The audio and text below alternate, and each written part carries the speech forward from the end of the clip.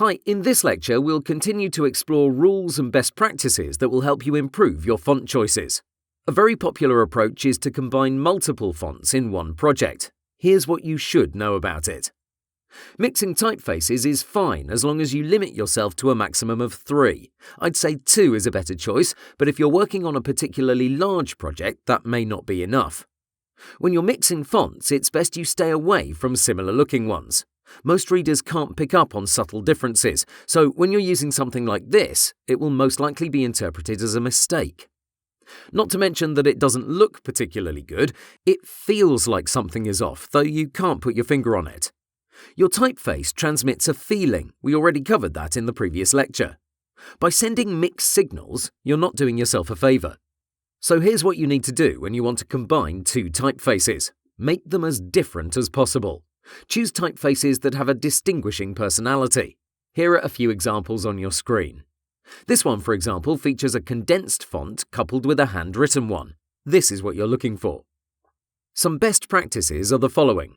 Combine fonts from different categories. Serif with sans serif, calligraphy with sans serif, and so on.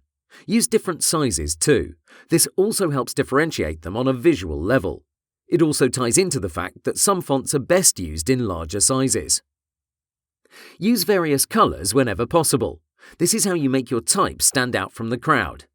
Implement these changes and you'll see your work will improve considerably.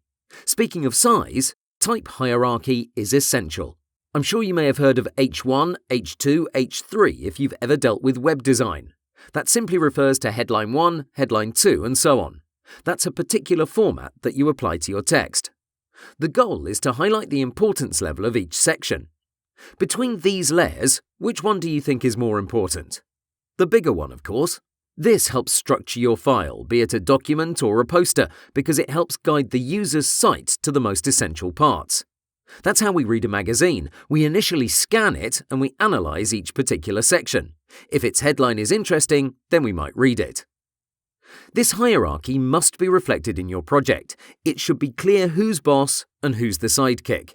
That's why headlines are always bigger than paragraphs of text. They have completely different roles in a project, so your font formatting should reflect that. One thing you may have noticed is that I've constantly interchanged the terms font and typeface. In essence, it's acceptable to do so, but if you want to be more accurate, a typeface is a family of fonts that has various weights and styles. Some examples are light, italic, regular, semi-bold, etc.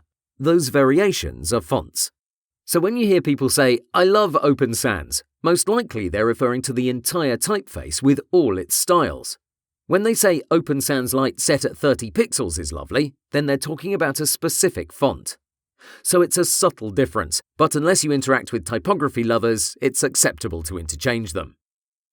If you want to remember this difference, you can think of the Johnson family. Johnson is the family name, as Open Sans is the typeface's name. Inside this family, you have Billy and Paula. Those are part of the Johnson family, but when you want to talk to them, you use their specific names, Billy and Paula. Nobody says, "Hey you, Johnsons, come over here." Though that would be correct, it's not specific nor very nice. In our case, Open Sans Light can be associated with Billy, so an individual with distinct characteristics that's part of a family.